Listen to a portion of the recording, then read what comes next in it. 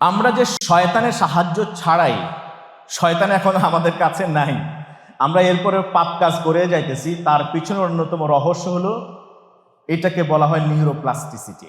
বিজ্ঞান গবেষণা করে দেখেছে যে মানুষ যে কাজ বারবার করে তার মস্তিষ্কে একটা নিউরো পাথওয়ে নতুন করে তৈরি হয়।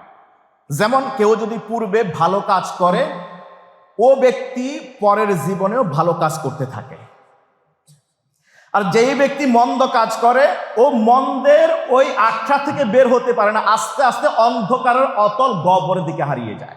এটাকে বলা হয় বিজ্ঞানের ভাষায় নিউরোপ্লাস্টিসিটি। অর্থাৎ কেউ যদি বিগত সময়ে জুলুম করে, ওই ব্যক্তি আর জুলুম থেকে বের হতে পারে না, তার জন্য একটা নিউরো পাথওয়ে তৈরি হয়, সে ওই রাস্তায় হাঁটে।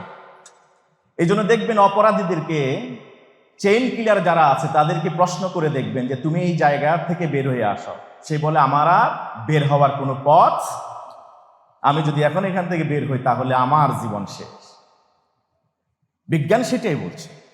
আমরা যে গত 11 মাস ধরে পাপের মধ্যে ছিলাম, মিথ্যা কথা বলা, পরনিন্দা করা, গীবত করা, মানুষকে ছোট তুচ্ছ তাচ্ছিল্য করা, জুলুম করা, কি বলা হয়, মানুষের উপরে অপরাধ চাপিয়ে দেওয়া, অপবাদ দেওয়া, এই যে চারিত্রিক দোষ বা ত্রুটিগুলি আমরা চর্চা করে আসছি, এখন আর ইবলিস দরকার নাই।